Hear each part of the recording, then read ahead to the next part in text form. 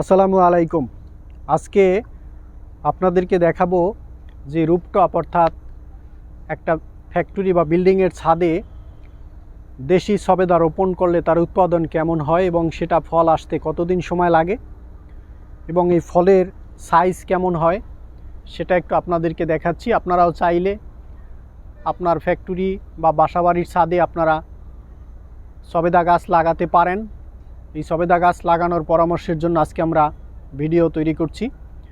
এই মুহূর্তে আমাদের ফ্যাক্টরির ছাদে বেশ কয়েকটি আমরা সবেদা গাছ রোপণ করেছি, কিন্তু এই সবেদা গাছের এখন বর্তমান কি অবস্থা এবং ফল কিভাবে আসে, কি অবস্থায় ফল আসে সেটা আপনাদেরকে দেখাচ্ছি এবং কতদিন পর পর এই ফল আপনারা পাবেন। এবং এই ফল অত্যন্ত সুস্বাদু পাকা ফল এবং যে কোনো কেউ এটা খেতে পছন্দ করে। এবং এটা হচ্ছে আমাদের রুফটপে একটি ড্রামের ভিতরে এই সবেদা গাছটা লাগানো। আজকে প্রায় আমরা এই সবেদা গাছটা লাগিয়েছি 2 থেকে 3 বছর হবে।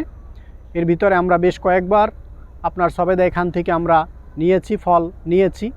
এই মুহূর্তে আমার গাছে যথেষ্ট পরিমাণে ফুল আছে এবং কিছু সবেদা সাইজ আকারও এসেছে, অর্থাৎ ধাপে ধাপে এগুলো আসতেছে। আপনাদেরকে একটু দেখাচ্ছি। আমরা দেখেন এই যে হচ্ছে সবেদা, এটার বয়স বেশি দিন হয়নি, 1 মাসের মতো হবে। এবং এর পাশেই দেখেন এই যে মুকুল আসছে এবং এই গাছে এই মুহূর্তে অনেক মুকুল আছে, অনেক মুকুল আছে। প্রত্যেকটা ডালে ডালে শাখায় শাখায় আপনার মুকুল আছে, প্রত্যেকটা ডালে ডালে শাখায় শাখায় মুকুল আছে। এবং এই সবেদা ফলগুলো যখন বড় হবে এই গাছটা তার ওজন ধৈর্য ধরে রাখার মতো ক্যাপাসিটি তার থাকবে কিনা সন্দেহ আছে। এই গাছটা মূলত আমরা অত্যন্ত ছোট আকারে লাগিয়েছিলাম, তখন থেকে এই গাছটা আপনার এখন যথেষ্ট বড় হয়েছে এবং এটা নিয়মিত সবেদা আসতেছে। সবেদা ফলটি মূলত বাংলাদেশের বেশিরভাগ ফরিদপুর এবং মাদারীপুর ওই অঞ্চলে বেশি পাওয়া যায়। আপনারা বেশিরভাগ সময় দক্ষিণাঞ্চলে যারা যান আপনারা দেখবেন যে পদ্মা ফেরি অথবা আরিচা ফেরিতে গেলে আপনারা ওখানে বেশি পাবেন, অথবা ফরিদপুরের ওই অঞ্চল অথবা মাদারীপুরের ওই অঞ্চলে আপনারা সবেদা গাছ আপনারা বেশি পাবেন এবং ফল ওখানে বেশি পাওয়া যায়। কিন্তু সেই জায়গা থেকে একবার আমরা সবেদার স্বাদ নিয়েছিলাম, অর্থাৎ সবেদা খেয়েছিলাম। সেই সবেদা থেকে আগ্রহ প্রকাশ করে আমরা আজকে এই ছাদে আমাদের গাছের এই অবস্থায়, আমাদের একটা গাছই নয়, আমাদের গাছে আরও বেশ কয়েকটি ছাদে বেশ কয়েকটি সবেদা গাছ আছে। আপনারা দেখেন এই গাছটা আপনার তেমন কোনো যত্ন করতে হয় না এবং এতে কোনো সার ঔষধ দিতে হয় না। আপনি রোপণ করবেন গোড়ায়, গাছের গোড়ায় জৈব সার দিয়ে আপনি মাটিটা প্রস্তুত করে গাছ রোপণ করার পরে যখন প্রচণ্ড রোদের তাপ থাকে তখন আপনি দৈনিক একবার করে গাছের গোড়ায় পানি দিবেন। তারপরে গাছটা তার নিজের মতো করে বড় হবে এবং এটা আপনার বছরে 2 থেকে 3 বার ফল আসবে। এটা যেহেতু আমাদের 12 মাসই ফল, অর্থাৎ এটা 12 মাস আসে না, 2 থেকে 3 বার ফল আসে। এখন হচ্ছে আপনার আগস্ট মাস, এই আগস্ট মাসে দেখেন আমার গাছে ফলও আছে, বড় ফলও আছে এবং মুকুলও আছে এবং ফল আসছে। এই অবস্থায় গাছ আছে। গাছটা একটু দূর থেকে দেখান। গাছটা কিন্তু এখন 3 বছর বয়স হয়ে গেলেও তেমন কিন্তু বড় হয়নি, এই গাছটা কিন্তু তেমন বড় হয়নি।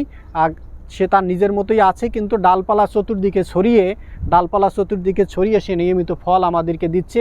এবং এই সবেদা ফল আপনার গাছে যদি পাকা হয়, গাছ পাকা হয়, সেক্ষেত্রে এটা টেস্ট এত সুন্দর এবং এত বেশি স্বাদ যেটা আপনি খেলে বুঝতে পারবেন অর্গানিক ফল আমার জানা মতে। এবং এই গাছের ফল আমরা যতটুকু খেয়েছি যথেষ্ট সুস্বাদু ফল এবং এখানে অন্য কোনো স্বাদ নেই। সবেদা গাছের যে ফল এটা ঠিক তেমনি অত্যন্ত সুস্বাদু একটি মিষ্টি জাতীয় ফল এবং এর ভিতরে কালারটাও হয় পাকার পরে অন্যরকম এবং এটা যে কোনো কেউ খেতে পছন্দ করবে।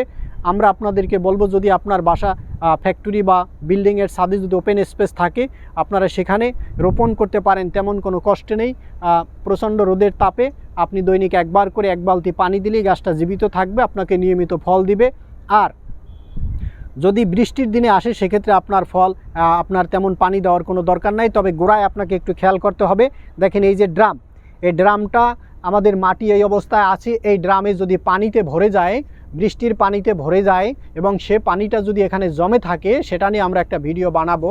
পানি জমে থাকলে ড্রামের ভিতরে গাছের কি ক্ষতি হতে পারে এবং গাছের কি কন্ডিশন হতে পারে, গাছ মারাও যেতে পারে, সেটা নিয়ে আমরা একটা ভিডিও বানাবো। মানে বাস্তব অবস্থা দেখিয়ে আপনাদেরকে একটা ভিডিও বানিয়ে দেখাবো। আপনাদেরকে সংক্ষেপে বলতে চাই, এখানে যদি পানি জমে তাহলে এই ড্রামটা আপনার 1 থেকে 2 ইঞ্চি নিচে আপনাকে চতুর্দিকে 3 থেকে 4টা ছিদ্র এবং এই ড্রামের নিচে যখন গাছ রোপণ করবেন তখনই অথবা তার পূর্বে আপনাকে 3 থেকে 4টা ছিদ্র করে দিতে হবে। অর্থাৎ আপনার এই গাছের গোড়ায় যেন পানি জমে না থাকে। পানি গাছের প্রাণ, মাটির প্রাণে যতটুকু আপনার পানি ধরে রাখার কথা ততটুকু ধরে রাখার পরে বাকি পানিটুকু যেন নিচে পড়ে যায়, তাহলে গাছটা সতেজ থাকবে, ভালো থাকবে এবং এটা আপনার নিয়মিত ফল দিবে। এবং গাছের যে বর্তমান গতি, গাছের যে চেহারা, সেটা দেখে আপনারা বুঝতে পারবেন এই গাছটা কতটুকু শক্তিশালী এবং এর গোড়ায় কতটুকু খাবার আছে। এটাতে আমরা তেমন কোনো পরিশ্রম অথবা সার ঔষধ কোনো কিছু দেই না।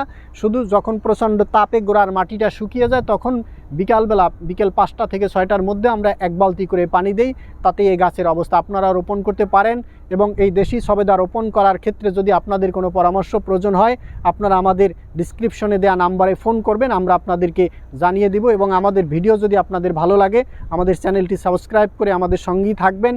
রুফটপে যে কোনো ধরনের গাছ লাগানো থেকে শুরু করে আমাদের যে সমস্ত গাছ রোপণ করে আমরা ভালো ফল পাচ্ছি সে সমস্ত প্রত্যেকটা গাছের ভিডিও আমরা একটা একটা করে আপনাদেরকে দিব। আশা করছি আপনারা আমাদের সঙ্গেই থাকবেন। পরবর্তী ভিডিওর জন্য অপেক্ষা করবেন। আল্লাহ হাফেজ। আসসালামু আলাইকুম।